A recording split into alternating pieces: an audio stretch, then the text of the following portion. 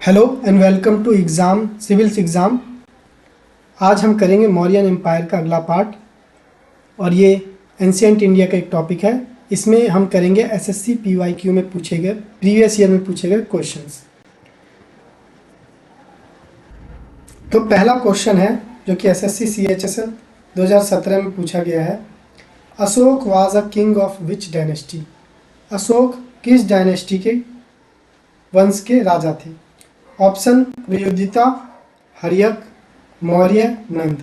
तो अशोक किस वंश के राजा थे? तो अशोक जो थे वो मौर्य वंश के राजा थे। अशोक जो थे वो मौर्य वंश के राजा थे और अशोक जो ऑफिशियली थे 268 से लेकर 232 तक इन्होंने राज किया था। 268 से 232 तक। जो ये अनऑफिशियली मतलब बिना किसी राज्य से अभिषेक के गद्दी पे बैठ गए थे वो थे 273 बीसी। और इसके बाद ये राज्य पे गद्दी पे बैठे थे 269 में। 269 बीसी में ये गद्दी पे बैठे थे और तब से क्योंकि 269 के लास्ट में गद्दी पे बैठे थे इसलिए 268 69 दोनों में से कोई भी कह सकते हैं। और फिर इन्होंने 261 में 261 बीसी में इन्होंने कलिंग को जीत लिया था और फिर बौद्ध धर्म में परिवर्तन हो गए 260 बीसी में और फिर 232 बीसी तक इन्होंने राज किया। प्रियोदिता के बारे में बात करें अदर ऑप्शंस की, तो प्रियोदिता क्या थी? ये एक डायनेस्टी थी जो अवंती मध्य प्रदेश में रूल करती थी। हरियंका वंश की बात करें तो ये मगध वंश जो है ना, मगध डायनेस्टी, मगध एम्पायर कह सकते हैं। मगध एम्पायर में पहली डायनेस्टी थी जिसने रूल किया था हरियंका। और हरियंका के पहले जो फाउंडर थे वो बिंबिसार थे, उसके बाद अजातशत्रु, फिर उसके बाद उदयन। नंद वंश की बात करें तो ये भी मगध वंश के शासक थे, नंद डायनेस्टी। ये सारे ही मगध वंश के, हालांकि हरियंका भी मगध वंश का, ये मगध वंश का हरियंका पहला डायनेस्टी था। फिर उसके बाद मगध वंश की जो दूसरी राजधानी थी वो शुंग शिशुनाग थी। मगध वंश, एक मिनट, पहले हरियंका आए, हरियंका के बाद शिशुनाग डायनेस्टी आई, फिर नंद वंश डायनेस्टी आई जो इसमें दिया गया उसके ऑर्डर के हिसाब से, और फिर नंद वंश को हरा के मौर्य वंश आया था। मौर्य वंश बड़ा था इसलिए हम इसे अलग से कंसीडर करते हैं, हालांकि ये मगध को ही हरा के आया था ये भी। ठीक, नेक्स्ट जो क्वेश्चन है वो ये है, एसएससी सीजीएल 2016 में पूछा गया है। Which script was used in Ashoka's inscription. Ashoka के इंस्क्रिप्शन में किस स्क्रिप्ट का यूज किया गया है? ऑप्शन ब्राह्मी, देवनागरी, गुरुमुखी और संस्कृत। तो कौन सी स्क्रिप्ट का यूज किया गया है अशोक के इंस्क्रिप्शन में? तो क्या ऑप्शन होगा? ऑप्शन ए ब्राह्मी जो है ये सही होगा। तो ये स्क्रिप्ट है, लैंग्वेज नहीं है। जैसे हिंदी लैंग्वेज है, HINDI हिंदी, ये एक लैंग्वेज है। स्क्रिप्ट कौन सी हिंदी की? तो ये है देवनागरी। ठीक, तो उसी तरह ब्राह्मी स्क्रिप्ट में अशोका के इंस्क्रिप्शन लिखे गए थे। लैंग्वेज क्या थी? तो लैंग्वेज थी प्राकृत और ब्राह्मी थी स्क्रिप्ट, और एक और लैंग्वेज थी अरेमिक, और वो खरोष्टी में लिखी गई थी, खरोष्टी स्क्रिप्ट थी। देवनागरी क्या है? ये स्क्रिप्ट है हिंदी की। गुरुमुखी क्या है? जो हम पंजाबी लैंग्वेज बोलते हैं, पंजाबी लैंग्वेज, वो गुरुमुखी में लिखी जाती है। गुरुमुखी ये स्क्रिप्ट है, सिख लैंग्वेज की स्क्रिप्ट है गुरुमुखी। संस्कृत क्या है? तो संस्कृत लैंग्वेज है, संस्कृत लैंग्वेज है। तो अशोक के जो ज्यादातर शिलालेख थे वो ब्राह्मी स्क्रिप्ट में लिखे गए थे, रॉक एडिक्ट जितने भी थे फिर देखें तो कौन कौन से स्क्रिप्ट यूज किए गए थे। तो ब्राह्मी स्क्रिप्ट यूज किया गया था मेजरली शिलालेखों में। It is ancestor of most modern Indian script. आज जितने भी स्क्रिप्ट लिखे जाते हैं उनके सबका जो एंसेस्टर थी वो ब्राह्मी स्क्रिप्ट थी। यह अधिकांश आधुनिक भारतीय लिपियों की पूर्वज है Brahmi. Kharosthi north west area जो था, जो आज पाकिस्तान और अफगानिस्तान है, यहाँ पे जो स्क्रिप्ट लिखी जाती थी वो खरोष्ठी। तो इसलिए अब खरोष्ठी और ब्राह्मी में अंतर क्या था। तो देवनागरी में हम क्या करते हैं, हम इधर से लिखना शुरू करते हैं, लेफ्ट से राइट, फिर लेफ्ट से फिर राइट, फिर लेफ्ट से फिर राइट। ये हम करते हैं देवनागरी में, देवनागरी में। ठीक। नेक्स्ट जो है ब्राह्मी में भी हम यही करते थे। ब्राह्मी जो है उसमें भी यही होता था, left to right, left to right, left. जबकि आज हम देखें उर्दू लैंग्वेज, उर्दू लैंग्वेज जो है वो उल्टी लिखी जाती है, इस तरफ से।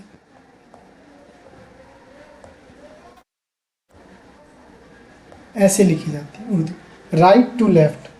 और जो खरोष्ठी थी, जो आज पाकिस्तान और अफगानिस्तान वाले एरिया में, ये खरोष्ठी की जो लिपि थी वो भी ऐसे ही थी, right to left, right to left, right to left. और जो इंडस वैली सिविलाइजेशन पे जो स्क्रिप्ट पाए गए हमें, उसमें जो लिपि यूज हुई है वो कैसी है, वो लेफ्ट टू राइट, फिर वो लेफ्ट टू राइट से यहीं से शुरू होके राइट टू लेफ्ट, यहाँ से यहाँ, फिर यहीं से शुरू होके लेफ्ट टू राइट। तो ऐसी स्क्रिप्ट, इसलिए से कोई पढ़ नहीं पाया अभी तक, इंडस वैली सिविलाइजेशन डेसिफर नहीं कर पाया। ग्रीक और अरमेनिक जो थी, ये खानदार जो सबसे वेस्ट रीजन है वहाँ पे ये स्क्रिप्ट यूज होती थी, ग्रीक और आर्मेनिक। फिर देखें अदर ऑप्शन, तो देवनागरी स्क्रिप्ट, तो ये स्क्रिप्ट 7वें सेंचुरी के आसपास, 700 एडी के आसपास ये देवनागरी स्क्रिप्ट जो है ये आई है, डेवलप हुई है। आज जो हम संस्कृत लिखते हैं और हिंदी लिखते हैं देवनागरी स्क्रिप्ट में लिखते हैं। गुरुमुखी स्क्रिप्ट ये जो है 16वीं सेंचुरी में गुरु अंगद ने बनाई थी, गुरुमुखी स्क्रिप्ट, और ये पंजाबी लैंग्वेज के लिए यूज होती है। संस्कृत लैंग्वेज ये एक लैंग्वेज है, और ये एक लैंग्वेज है, स्क्रिप्ट नहीं है। लेकिन अशोकन के जो इंस्क्रिप्शन थे वो ज़्यादातर प्राकृतिक लैंग्वेज में है, संस्कृत लैंग्वेज में नहीं है। नेक्स्ट क्वेश्चन जो है वो 2017 में पूछा गया था CHSL में। क्वेश्चन था Chanakya was chief advisor of, Chanakya किसके प्रमुख सलाहकार थे। ऑप्शन बाबर के, चंद्रगुप्त मौर्य के, अकबर के या कौटिल्य के। तो किसके थे चाणक्य चीफ एडवाइजर, वो थे चंद्रगुप्त मौर्य के। और चंद्रगुप्त मौर्य की उन्होंने मदद किया था नंद वंश, नंद डायनेस्टी को खत्म करने में, अपना बदला लेने के लिए भी और खत्म करने के लिए भी। बाबर ये मुगल वंश के फाउंडर, अकबर ये बाबर के बाद, हुमायूं के बाद अकबर आए थे। और कौटिल्य चाणक्य का ही दूसरा नाम है। तो चाणक्य का नाम क्या है, विष्णुगुप्त, और कौटिल्य। तो इसने मदद की थी चाणक्य ने चंद्रगुप्त को नंद वंश को उखाड़ फेंकने में। चाणक्य कौन थे, तो चाणक्य इंडियन हिस्ट्री के फेमस फिगर हैं। ये एक इंटेलेक्चुअल थे, पॉलिटिकल स्ट्रेटजिस्ट थे, और ये किंग मेकर थे, क्योंकि इन्होंने चंद्रगुप्त मौर्य को बहुत ही कम सेना के साथ जिता दिया था। और इन्होंने एक बुक लिखी थी जिसका नाम है अर्थशास्त्र, जो स्टेट क्राफ्ट के ऊपर है। स्टेट क्राफ्ट, इकोनॉमिक पॉलिसी और मिलिट्री स्ट्रेटजी। अगर पूछे ऑप्शन में क्या है तो वो स्टेट क्राफ्ट। इनका दूसरा नाम था कौटिल्य, और एक मिनट, इनका दूसरा नाम कौटिल्य और विष्णुगुप्त था। अदर ऑप्शन को देखें तो बाबर और अकबर दोनों मुगल शासक थे। कौटिल्य तो इन्हीं का नाम है। फिर चाणक्य को किस लिए जाना जाता था, Chanakya was known for. Chanakya was known for, Chanakya को किस नाम से जाना जाता था? राजशेखरा, तेजस्वी, कौटिल्य और वत्स्याना। तो किस नाम से जाना जाता था चाणक्य को? कौटिल्य। तो इन्होंने लिखी थी अर्थशास्त्र, जो कि स्टेट क्राफ्ट के ऊपर थी। अदर ऑप्शन को देखें तो राजशेखर कौन थे? ये 10वीं सेंचुरी में संस्कृत पोइट थे। तेजस्वी ये कौन थे? ये तेजस्वी का मतलब है इंटेलिजेंट को कहा जाता है तेजस्वी। वत्स्याना कौन थे? एक मिनट, वत्स्यान कौन थे? तो इन्होंने कामासूत्र नाम की लिखी थी, ये फिलोसोफर थे, इंडियन फिलोसोफर। कामासूत्र नाम की बुक लिखी थी वत्स्याना ने। और ये कब रहते थे? तो ये मौर्यन के टाइम नहीं थे, ये आएंगे अभी गुप्ता पीरियड के आसपास। फिर नेक्स्ट क्वेश्चन जो है वो है एसएससी सीएचएस 2017 का। Ashoka converted to which religion after Kalinga war? Kalinga युद्ध के बाद अशोक ने किस धर्म को अपना लिया था? Option Jainism, Buddhism, Christianity, Judaism. तो अशोक ने किस में कन्वर्ट कर लिया था अपने आप को? बुद्ध में। तो कलिंग का वार हुआ था 261 बीसी में। अशोक ऑफिशियली बने थे राजा कब? 269 बीसी में। और 261 बीसी 8 साल बाद इन्होंने कलिंग का वार लड़ा और 1 लाख लोगों को मार दिया कलिंग के वार में। और इसी में दुखी होकर उन्होंने बौद्ध धर्म को अपना लिया। और बौद्ध धर्म में उन्होंने क्या किया कि युद्ध के बाद अशोक ने बौद्ध शिक्षकों के प्रभाव में आ गए और उन्होंने भेरी घोष को छोड़ा और धम्म घोष को अपनाया। तो किस बौद्ध शिक्षक ने इसको शिक्षा दी थी अशोक को, ये पूछा जा सकता है। वो थे उपगुप्त। तो ये जो भिक्षु थे, बुद्धिस्ट भिक्षु उपगुप्त, इन्होंने अशोक को बौद्ध धर्म की दीक्षा दी थी और यहीं पे इन्होंने भेरी घोष को त्यागा था और धम्म घोष को अपनाया था। कंट्रीब्यूशन क्या थे? तो पहला कंट्रीब्यूशन था धम्म। इन्होंने धर्म को प्रमोट किया जिसमें अहिंसा, सहिष्णुता और बड़ों के प्रति आदर, ये इन्होंने फैलाया था, मतलब ये इन्होंने प्रमोट किया था। इन्होंने मिशनरीज भी भेजे थे, प्रचारक, बौद्ध धर्म को प्रचार करने के लिए। अपने बेटे महेंद्र और अपनी बेटी संघमित्रा को इन्होंने श्रीलंका भेजा था। इन्होंने बौद्ध धर्म के लिए एडिक्ट भी बनवाए थे और इन्होंने बौद्ध धर्म के लिए तीसरी काउंसिल भी बुलाई थी बौद्ध धर्म के लिए, जो कि पाटलिपुत्र में हुआ था। अदर ऑप्शन को देखें तो जैनिज्म। तो जैनिज्म जो थे ये चंद्रगुप्त मौर्य जैनिज्म में कन्वर्ट हुए थे, जो कि इसके दादा थे अशोक के। और क्रिश्चियनिटी और जुडाइज्म की बात करें तो क्रिश्चियनिटी और जुडाइज्म ये धर्म बना ही नहीं था, क्योंकि ये धर्म बनेगा 0 के आसपास जाके। अभी हम पीछे से आ रहे हैं, अभी हम 300 पे, 0 के आसपास ईसा मसीह का जब मृत्यु होगा तब वो धर्म बनेगा। फिर उसके बाद देखें तो हु बिल्ट, एक मिनट, जुडाइज्म, हाँ जुडाइज्म भी नहीं था शायद।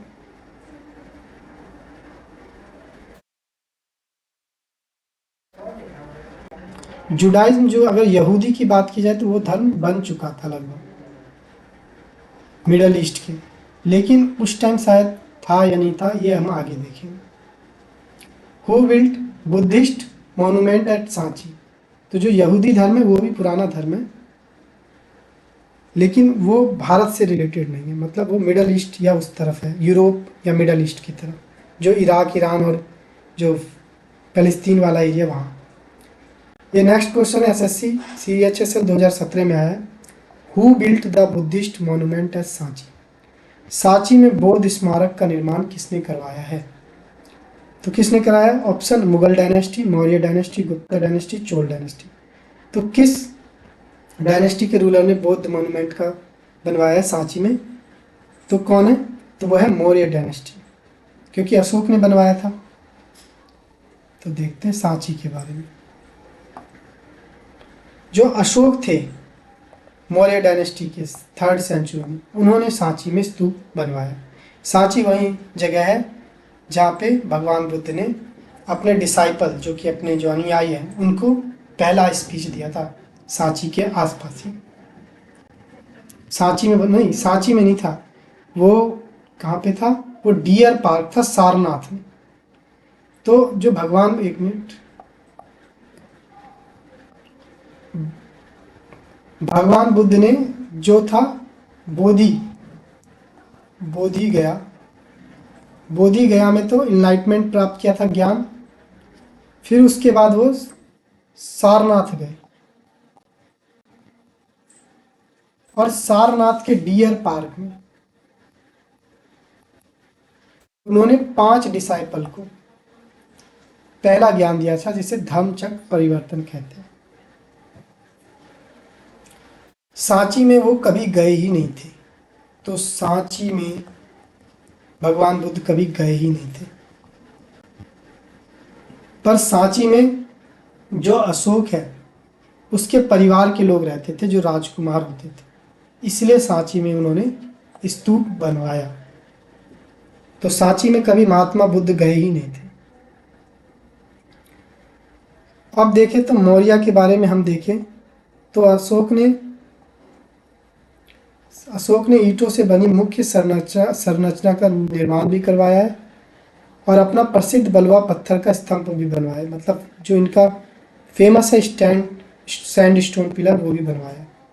शुंग की बात करें तो इन्होंने बाद में और स्तूप बनवाए थे। ये शुंग वंशाय था, लास्ट किंग जो था इसका मार के उसको, बृहदत्त जो था लास्ट किंग मौर्य वंश का, उसको मारा था पुष्यमित्र शुंग ने और शुंग वंश की स्थापना की थी। सातवाहन की देखें तो ये तोरण बनवाए थे इन्होंने। सातवाहन आगे चल के आएगा। नेक्स्ट क्वेश्चन देखिए 2017 का CHSL। Chandragupta Maurya was born in Pataliputra which is now in. Chandragupta Maurya जो है वो पाटलिपुत्र में ही पैदा हुए थे। आज वो पाटलिपुत्र कहाँ है? ऑप्शन छत्तीसगढ़, मध्य प्रदेश, उत्तर प्रदेश, बिहार।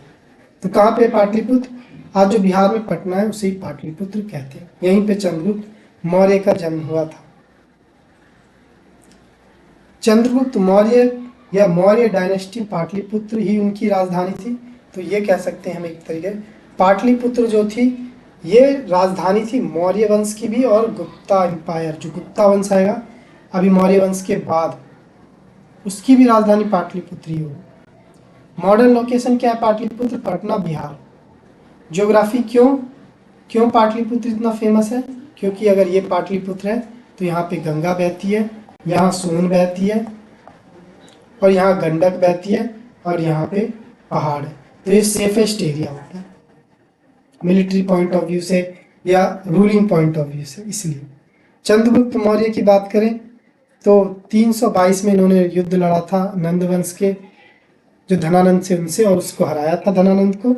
और 321 या 322 कह सकते हैं से लेकर 297 BC तक इन्होंने राज किया। और 297 BC में भद्रबाहु जो तो एक जैन गुरु, उनके ये उसमें आ गए और उनके अंदर आ गए और उन्होंने अपना राजपाट अपने बेटे बिंदुसार को दिया और छोड़ के जैन धर्म अपना लिया और श्रवणबेलगोला की तरफ निकल लिए। फिर बात करें तो चाणक्य जो थे इन्होंने मदद की थी चंद्रगुप्त मौर्य की नंद वंश को उखाड़ फेंकने की। और उस टाइम जो चंद्रगुप्त मौर्य ने जो साम्राज्य फैलाया था वो आज के अफगानिस्तान से लेकर वेस्ट बंगाल तक फैला हुआ था। नेक्स्ट क्वेश्चन है SSC CHSL 2017 का। अशोक द ग्रेट जिन्होंने 273 से 232 तक रूल किया, किस डायनेस्टी के रूलर थे? अशोक महान किस राजवंश के शासक थे? ऑप्शन मेवाड़, मुगल, मौर्यन, पेशवा। तो किस वंश से थे? तो मौर्य वंश थे। तो 273 में ये अनऑफिशियली राजा बन गए थे। कैसे? 100 भाई थे, 99 को मारा और बन गए। फिर 269 BC में ये ऑफिशियली राजा बन गए, ऑफिशियल कोरोनेशन। 261 याद है BC में क्या हुआ था? कलिंग वॉर।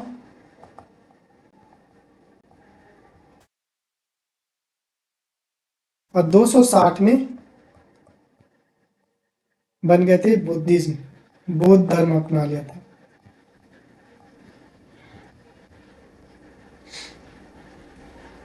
तो अशोक का जो साम्राज्य देखिए, अशोक का साम्राज्य, तो अशोक मौर्य वंश से बिलोंग करते थे और ये चंद्रगुप्त मौर्य के पोते थे। कलिंग वॉर 261 में लड़ा। कहाँ पता चलता है कलिंग वॉर का? 13वें शिलालेख में। बुद्धिज्म को अपना लिया, इन्होंने धम्म की तरफ गए। फिर इनका ग्लोबल इन्फ्लुएंस हमें पता है कि इन्होंने मिशनरीज भेजे थे। संघमित्रा इनकी बेटी थी और बेटे थे इसके महेंद्र, उन दोनों को भेजा श्रीलंका। और इन्होंने law and capital of Ashok जो है, जो आज का नेशनल एम्बलेम है, ये भी अशोक के एडिक्ट से लिया गया है। जो अशोक का पिलर है ना सारनाथ में, उस पे ये लॉयन एम्बलेम लगा हुआ है। लॉयन एम्बलेम मतलब लॉयन का जो स्तंभ लगा हुआ है, उस अशोक स्तंभ पे जो लॉयन की मूर्ति लगी हुई है, उसे ही कहते हैं लॉयन कैपिटल ऑफ अशोक। वो सारनाथ से लिया गया है, अशोक के सारनाथ वाले पिलर से। और उसे भारत का स्टेट एम्बलम या भारत का आधिकारिक राज्य प्रतीक के रूप में अपना लिया गया है। कब? 1950 से, अशोक के सिंह स्तंभ को। और जो अशोक चक्र है, जो लॉयन पिलर में अशोक चक्र है, उसको नेशनल फ्लैग में बीच में जगह दी गई है, जिसमें 24 तिल्लियाँ होती है। पूछा जाएगा 24 तिल्लियाँ होती है, किस कलर की? नेवी ब्लू या ब्लू कलर की। 2019 में पूछा गया एसएससी सीपीओ का, under Mauryan administration the Sitadhyaksha was officer in charge. Sitadhyaksha जो है ये अधिकारी होता था। ये किस चीज़ का अधिकारी होता था? Option agriculture, customs, market, mine. तो किस चीज़ का अधिकारी होता था सीताध्यक्ष? तो वो एग्रीकल्चर का अधिकारी होता था, कृषि का। ये कृषि से रिलेटेड अधिकारी था सीताध्यक्ष। इसका रोल क्या था? ये सीताध्यक्ष जो था ये क्रूशियल ऑफिसर था। और ये क्या करता था? इसका जो लिया गया है वर्ड, वो सीता से लिया गया, जिसका मतलब है भूमि, राजभूमि या राजा के स्वामित्व वाली भूमि की उपज। सीता अध्यक्ष का काम था जो भी सरकार के अंदर जो जमीन आती है उसमें जो उपज हो रही है उसको देखना। और एग्रीकल्चर जो था बैकबोन था मौर्यन इकोनॉमी का। और टैक्स कितना था? तो मौर्यन इकोनॉमी में किसानों पे 1/6 1/6 टैक्स लगाया जाता था। मतलब जितना इसने उगाया इसका 6 भाग अगर उगाया तो उसका 1 भाग वो राजा को या राज्य को, सरकार को देता था एज ए टैक्स। और जिसको कहा जाता था भाग, उस टैक्स का नाम था भाग। और इसको देखता कौन था? जो भी सरकारी जमीन पे जो खेती होती थी उस पर उपज होता था, उसे देखता था सीता अध्यक्ष। तो कृषि से रिलेटेड अधिकारी था। की रिस्पॉन्सिबिलिटी इसके ऊपर क्या थी? ये मैनेज करता था स्टेट फार्म को, सरकारी खेत का प्रबंधन करता था। मतलब मजदूरों को, कैदियों को और गुलामों का उपयोग करके सरकारी ज़मीन पे खेती करवाता था, देख रेख करता था। जो मजदूर होते थे, कैदी होते थे और गुलाम होते थे, इनसे खेती कराई जाती थी सरकारी खेतों ज़मीनों पे। और ये रिसोर्स को देखता था, जो रिसोर्स था उसका प्रबंधन करता था। ये जो खेती के लिए लगते थे रिसोर्स, जैसे बीज, औजार या बैल का संग्रहण, इनके लिए भी यही जिम्मेदार था। और सिंचाई, इन सब चीज़ों के लिए भी यही जिम्मेदार था। तो ऑफिसर्स अगर अलग अलग ऑफिसर्स देखें तो उसमें पहला जो ऑफिसर आता है वो आता है पान्य अध्यक्ष। पान्य अध्यक्ष जो है ये ट्रेड और कॉमर्स से रिलेटेड, जो व्यापार से संबंधित ऑफिसर था वो था। फिर आता है अखाड़ा अध्यक्ष। अखाड़ा अध्यक्ष जो है ये माइनिंग और मेटलर्जी से रिलेटेड अध्यक्ष था, वो ऑफिसर था। और शुल्क अध्यक्ष, शुल्क अध्यक्ष जो था इसका काम था टोल वसूलना। ये टोल और कस्टम, एक राज्य से जो दूसरे राज्य में कस्टम लगता है जाने पे, ये वसूलता था उसको, और टोल वसूलता था। और लक्षानाध्यक्ष, लक्षानाध्यक्ष का काम क्या था? ये मिंटिंग, कॉइन्स जो सिक्के बनाते हैं ना, ये उसका काम करता था। लक्षान्याध्यक्ष, लक्षान्याध्यक्ष, एक मिनट, हिंदी में लक्षान्याध्यक्ष, ये कॉइन को बनाता था। शुल्काध्यक्ष, शुल्क अध्यक्ष जो था ये सीमा शुल्क और सीमा शुल्क की जांच करता था, या मतलब टैक्स वसूलता था। और अखाड़ा अध्यक्ष, एक मिनट, ये जो है अखाड़ा अध्यक्ष ये माइनिंग और मेटलर्जी से रिलेटेड था। और पान्य अध्यक्ष ये व्यापार करता है, व्यापार से। नेक्स्ट क्वेश्चन जो है वो है एसएससी सीजीएल 2019 में पूछा गया है ये, one of the prominent Buddhist structure in India dash stupa at Sarnath was constructed by great Mauryan king Ashoka. तो भारत के प्रमुख बौद्ध संरचनाओं में से एक सारनाथ में स्थित स्तूपों का निर्माण महान मौर्य राजा अशोक ने करवाया था। तो किस स्तूप का या किस स्तूप का जो निर्माण है वो सारनाथ में मौर्य किंग अशोक ने करवाया था। तो वो कौन था? ऑप्शन धौली का स्तूप, धामेक का स्तूप, बहरूद का स्तूप या ललितगिरी का स्तूप। किस स्तूप को बनवाया था अशोक ने सारनाथ में? तो सही आंसर है धामेक का स्तूप। जो धामेक का स्तूप है ये सारनाथ में मौजूद है और धामेक का स्तूप जो है ये बहुत ही सैक्रेड साइट है बुद्धिज्म धर्म में और इसे बनवाया था अशोक ने। क्यों सैक्रेड है? तो जो महात्मा बुद्ध थे वो जब सारनाथ आए थे और सारनाथ में डियर पार्क जो था वहां पे जब उन्होंने 5 डिसाइपल को जो पहला उपदेश दिया था वो यही जगह है, वहीं पे बनाया गया है ये स्तूप। जो स्तूप है ये वहीं पे बनाया गया है। तो इसलिए इसको इतना ज़्यादा सैक्रेड कहा जाता है। ऐसे कब बनवाया था? 249 BC में अशोक ने। तो देख लेते तो सारनाथ का स्तूप ये जो है क्यों इतना वो है?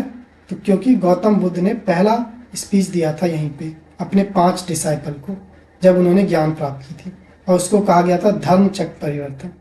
यहीं पे दिया था धामेक में, जहाँ पे आज धामेक स्तूप है। आर्किटेक्चरल डिटेल देखें इस स्तूप की तो यह स्तूप गुप्त काल में पत्थर पर उकेरी गई जटिल पुष्पीय नक्काशी और जो ज्योमेट्रिकल पैटर्न्स के लिए प्रसिद्ध है। अदर को देखें तो धौली कहाँ पे? उड़ीसा। धौली उड़ीसा में फेमस रॉक एडिक्ट है अशोक का शांति स्तूप। फेमस रॉक एडिक्ट भी है धौली में और शांति स्तूप भी है जो कलिंग वार के टाइम बनाया गया था, मतलब कलिंग वार के आसपास। भरूच जो है ये मध्य प्रदेश में है और इसे गेटवे कहते हैं कोलकाता का। भरूच में भी ये भरूच वो जगह है जो बुद्ध के लिए बहुत फेमस थी। फिर उसके बाद है ललितगिरी जो ये भी उड़ीसा में है। इसे डायमंड ट्राइंगल कहते हैं, इसका बुद्धिस्ट साइट का। फिर देखें तो अशोक ने इंस्क्रिप्शन बनाए मैं बहुत सारी जगहों पे, जिसमें एक है जिस अशोक ने बहुत सारे जगहों पे बनवाए हैं शिलालेख या फिर इंस्क्रिप्शन। उसमें मनसेरा जो इंस्क्रिप्शन है वो कहाँ है? पाकिस्तान में। कांधार जो है ये नाम से ही कहता है कि कंधार जो है कहाँ पे? अफगानिस्तान में इंस्क्रिप्शन ये। यारागुड्डी आंध्र जो इंस्क्रिप्शन है ये कहाँ पे? तो ये आंध्र प्रदेश में यारागुड्डी। फिर उसके बाद कलसी जो है ये कहाँ पे? तो ये देहरादून में कलसी इंस्क्रिप्शन। फिर मस्की इंस्क्रिप्शन ये कहाँ है? ये कर्नाटक में मस्की इंस्क्रिप्शन। फिर गुर्जरा इंस्क्रिप्शन ये कहाँ पे? तो ये गुर्जरा इंस्क्रिप्शन जो है ये है मध्य प्रदेश में। फिर है नेक्स्ट क्वेश्चन, MTS 2019 में आया है, विच of the following pillars represent rock cut column? इनमें से कौन सा स्तंभ चट्टान को काटकर बनाए गए स्तंभों का प्रतीक है? Option A Achaemenian pillar, Gothic pillar, Mauryan pillar, Persian pillar. तो कौन सा पिलर है जिसे रॉक कट काट के रॉक से तब बनाया गया? तो आंसर होगा मौर्यन पिलर। जो मौर्यन पिलर थे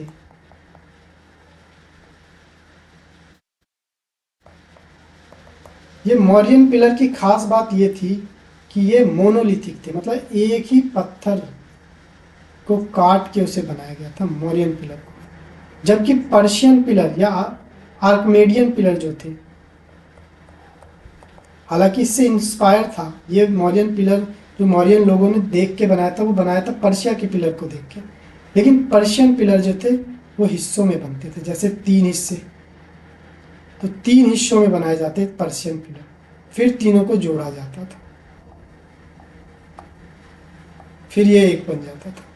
तो पर्शियन पिलर 3 पिलरों में बनाया था। लेकिन मौर्यन पिलर की खास बात थी ये एक चट्टान को ही उठाते थे ऐसे और इसमें से ही एक पिलर काट लेते थे, तो ये एक ही होता था, एक ही पत्थर का बना। और कौन सा पत्थर? तो चुनार का पत्थर, चुनार का सैंडस्टोन।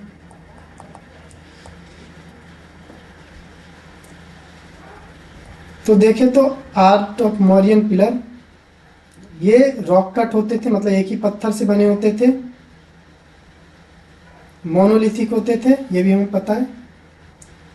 मोनोलिथिक कंस्ट्रक्शन, तो हर पिलर जो था वो एक सिंगल रॉक, प्रत्येक स्तंभ को एक ही विशाल पत्थर के ब्लॉक से तराशा गया था, जो आम तौर पे आता कहाँ से था? मिर्जापुर क्षेत्र के चुनार बलुआ पत्थर से बना होता था, चुनार सैंडस्टोन।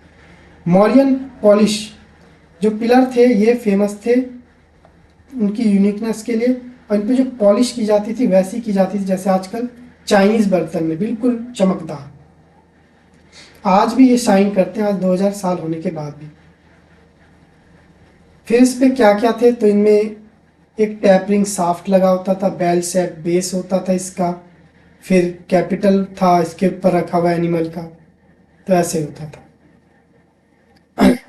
पर्शियन पिलर से अगर हम कंपेयर करें मौर्यन पिलर को, तो क्या क्या मिलेगा, क्या अलग था उसमें? तो पहले पर्शियन पिलर में देखें तो ये मोनोलिथिक नहीं होता था, एक पत्थर से नहीं बनता था, ये 2 या 3 पत्थरों को मिला के बनता था। जबकि मौर्यन पिलर जो था वो सिर्फ एक पत्थर से बनता था, मौर्यन पिलर जो था एक पत्थर से बनता था, ये पता।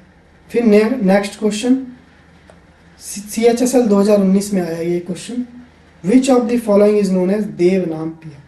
देवनाम पिया से किसको बुलाया जाता था?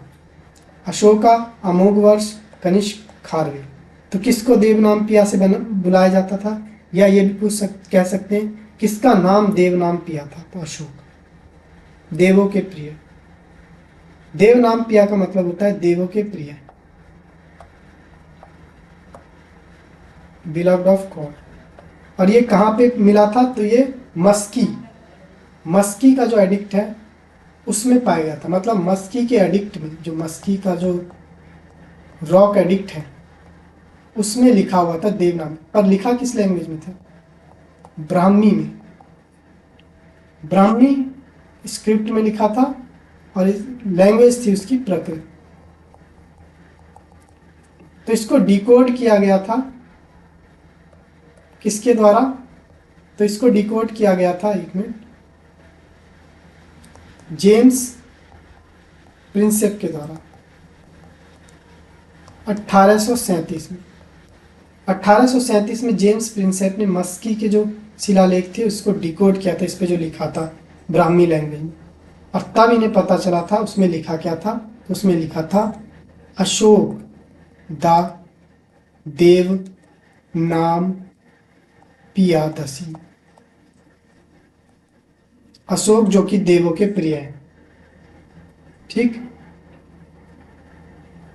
फिर इसके बाद अगर हम देखें,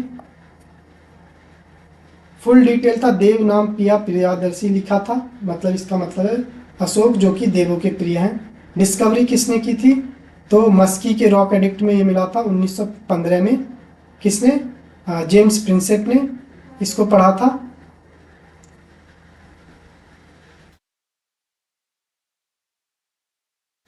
और इसमें यह भी पता चलता है कि इस अशोक के जो ग्रैंड सन थे दशरथ, उन्होंने भी अपने लिए देव नाम प्रिया टाइटल का यूज किया था। फिर बाकी ऑप्शन को देखिए, अमोघवर्ष, तो ये कौन थे? ये राष्ट्रकूट डायनेस्टी के एक राजा थे, और इन्होंने एक बुक लिखी थी कविराज मार्ग। कनिष्क कौन थे? कुषाण वंश के राजा थे, इन्होंने, इसे दूसरा अशोक भी कहते हैं, और इन्होंने चौथा बुद्धिस्ट काउंसिल भी करवाया था, और इनको देवपुत्र भी कहते हैं, इन्होंने टाइटल लिया था देवपुत्र का। खारवेला कौन थे? ये कलिंगा के किंग थे, छेदी डायनेस्टी के थे, और इन्होंने हाथी गुम्फा इंस्क्रिप्शन लिखवाया है, और इन्होंने अपने टाइम पे जैन धर्म को संरक्षण दिया था। नेक्स्ट क्वेश्चन, ये CHSL 2021 में आया है। Who among the following ruler inscribe his message to his subjects? An official on stone surface. कौन सा शासक था जिसने अपनी प्रजा और अधिकारियों के लिए अपने संदेश पत्थर की सतहों पर लिखवाए थे या उत्कीर्ण करवाए थे? ऑप्शन अशोक, चंद्रगुप्त वंश, बिंदुसार, चंद्रगुप्त मौर्य। तो वो कौन था? अशोक, राजा अशोक। तो इन्होंने स्टोन सरफेस, ये जो पत्थर के जो सरफेस बनवाए थे उस पर लिखवाया था। इसे एडिक्ट कहते हैं। और ये डायरेक्टली सीधा जनता के लिए मैसेज था, जनता से जो कम्युनिकेट करने का तरीका था। इसके जरिए इन्होंने क्या किया? स्प्रेड किया धर्म को। कलिंग वॉर के बाद अशोक ने सोचा कि अब वो धर्म के राह पे चलेंगे और इसके लिए इन्होंने ये करवाया था। परमानेंसी, इन्होंने अपना मैसेज स्टोन पे इसलिए लिखवाया ताकि ये सुनिश्चित किया जाए कि पीढ़ी दर पीढ़ी तक वो उनका मैसेज रहे इस दुनिया में। एक्सेसिबिलिटी क्या थी? तो ये बिजी प्लेसेस पे ये एडिक्ट इन्होंने लिखवाया ताकि लोग ज़्यादा से ज़्यादा इसको देखें। लैंग्वेज क्या थी इसकी? तो लैंग्वेज प्रकृति में लिखी गई थी एडिक्ट, जितने भी इंस्क्रिप्शन थे इन पे। और नॉर्थ वेस्ट की तरफ जो पाकिस्तान और अफगानिस्तान के लिए वहाँ पे ग्रीक और आर्मेनिक लैंग्वेज। स्क्रिप्ट क्या थी? ब्राह्मी और खरोष्टी। ब्राह्मी बाकी इंडिया के लिए और खरोष्टी जो नॉर्थ वेस्ट है। कंटेंट क्या था? तो इसमें अचीवमेंट के बारे में नहीं लिखा था। ये शिलालेख केवल उनकी उपलब्धियों के बारे में नहीं था, बल्कि बड़ों की सेवा करना, नौकरों के प्रति दयालु होना, मनुष्य और पशुओं पे दया करना, ये सब, और चिकित्सा प्रदान करना, इन सब के बारे में इसमें लिखा था। चंद्रगुप्त मौर्य जो थे ये फाउंडर थे एम्पायर के, मौर्य डायनेस्टी के। बिंदुसार इनके बेटे थे और अशोक के पापा थे। चंद्रगुप्त वन कौन था? तो चंद्रगुप्त वन थे गुप्ता डायनेस्टी के रूलर और इन्होंने गोल्ड कॉइन चलाए थे, मतलब अपने मैसेज को पहुंचाने के लिए। या ये कह सकते हैं कि ये फेमस इसलिए थे कि इन्होंने गोल्ड कॉइन बहुत सारे चलाए थे। तो ये इसके साथ ही ये लास्ट क्वेश्चन था। Thank you.